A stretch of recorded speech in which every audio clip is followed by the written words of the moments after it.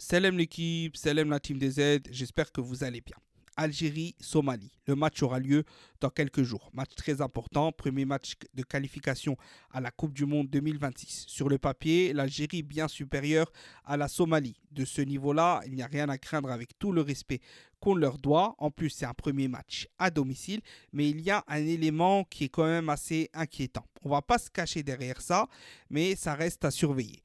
L'arbitre, Boubou Traoré, il me semble qu'il s'appelle, arbitre malien, vous me corrigerez dans les commentaires si je me trompe, est un arbitre qui a un passif récent avec l'équipe d'Algérie. Embrouille avec Belmadi, deux buts refusés de Fares Cheibi, match de la même année, compromis du CRB à qui on refuse un pénalty plus que valable et où il a très mal arbitré le match volontairement dans les faits, la même année justement. Donc on voit qu'il y a un petit problème avec les équipes algériennes en LDC et un problème récent avec l'équipe d'Algérie. D'accord. Donc on va voir ces deux phases-là, on va parler de ces deux phases-là et vous me direz à la fin de la vidéo et même dès maintenant, est-ce que vous pensez que ça peut être un piège ou non? Ou est-ce que vous pensez que ça va très bien se passer et que c'est à nous simplement d'assurer sur le terrain? Moi, je dis attention quand même. De toute façon, quoi qu'il arrive, cet arbitrage est scandaleux. Puisque à partir du moment où tu as une équipe qui est en tension avec un arbitre, que tu joues des matchs aussi importants, la FAF aurait dû déjà demander le changement d'arbitrage, obligatoirement. Belmadi s'est embrouillé avec cet arbitre-là de manière assez virulente. Où il a dit qu'il a, entre guillemets, il a très mal arbitré. Il a dit on va revoir les images, on va revoir les images, etc. etc. Donc à partir de ce moment-là, il aurait dû déjà ne jamais avoir cet arbitre-là sur ce match-là et la FAF aurait dû faire le nécessaire. Bon, rentrons dans le vif du sujet, on recontextualise ce qu'on vient de dire. Fares Cheibi, vous voyez l'image à l'écran, je viens de la mettre. Deux buts refusés sur ce match-là face au Niger lors de sa première titularisation. D'accord. Donc le premier but est totalement valable à 100%. Je l'ai regardé plusieurs fois au ralenti, au moment de la passe, sous différents angles, etc. Donc le but pour moi est 100% valable. J'ai mis une image à peu près au pif, c'est pas la meilleure qualité, mais en tout cas vous trouverez le match sur internet si vous voulez vérifier par vous-même. Ensuite, deuxième but.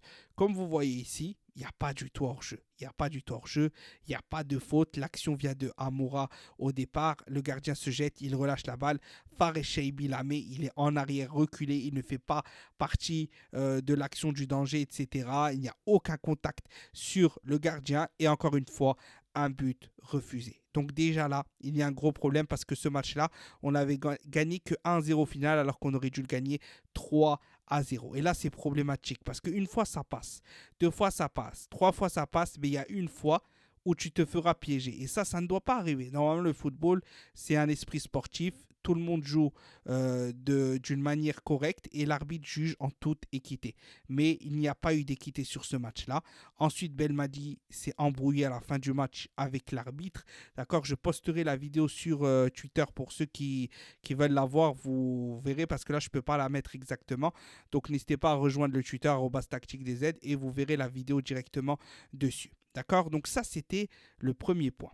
Maintenant, on va parler justement du match face au CRB. Donc on a dit que déjà il y a ce passif-là, mais il y a eu aussi un passif bien avant.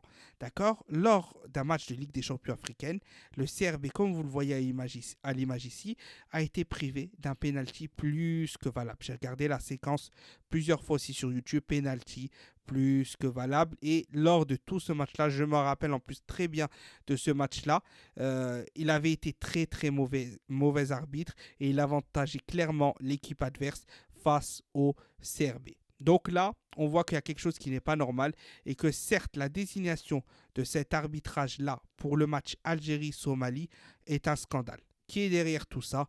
On ne va pas revenir dessus. Qui l'a placé? Qui l'a choisi?